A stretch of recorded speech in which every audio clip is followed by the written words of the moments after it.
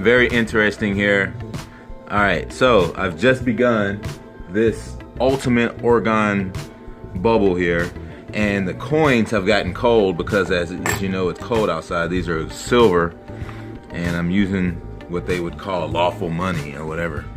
But anyways, this is a non-ferrous metal that I'm using, of course, and I have a little bit of copper here on the sides because I like to use copper. They tell you not to use copper, they want you to use steel. To emit Orgone steel would be to emit a ferrous metal-based iron-based metal into the atmosphere that you would be breathing in. So, why would we use that? Unless you were on a Ferris wheel. Because it's ferrous. Like Ferris Bueller. Around and around. Alright, so we're going to use non-ferrous metals that are precious and maybe not all copper, which is going to use silver. And guess what? The last wool piece here has been soaked in colloidal silver. So it's all just a big silver base to the chain of command of my Orgone accumulator stack here. Now, something very interesting. Remember when I said it was getting hot in there? All right.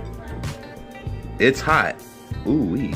It's the same heat this far up. When I get closer to it, it gets even hotter. But the funny thing is that the coins were cold. So when I touch the coins are cold. They're cold, but they're emitting and radiating a warm energy. Let's see if somebody else wants to feel and see. Okay, so I didn't tell. All right, now go ahead and stick your hand in there. Now, what do you feel? Does it feel warm? Yeah.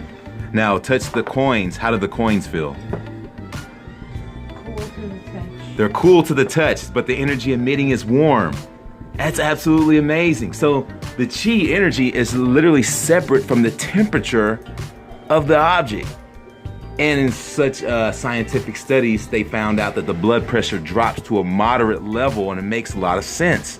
It's the energy that is like the conscious and the subconscious is separate, but it's part of the whole. So there's a conscious life force energy that's warm, radiating, tingling the skin, coming off the surface right now with just the beginning of this Orgone bubble. And I'm moving the orgons, and it's very powerful.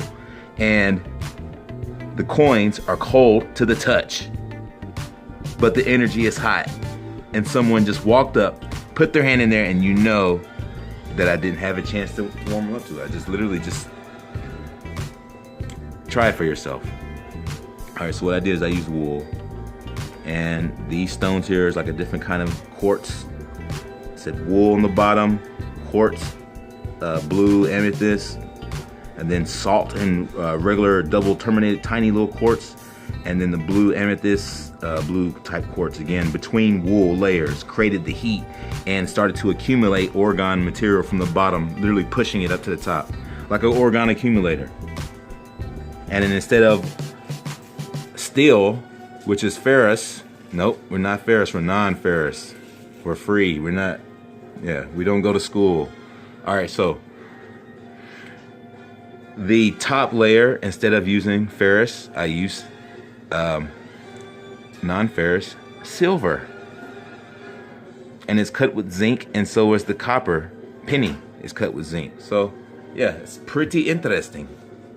I'm just backtracking for people who are actually taking notes and trying this themselves. I have stumbled across the best strategy to make the best Orgone bubble, and that's what I'm working on now, and I'm going to continue. So stay tuned for part 3 or 4, I'd say 3, of the Orgone accumulator bubble electrolysis tree stump ray bubble. Stay awake.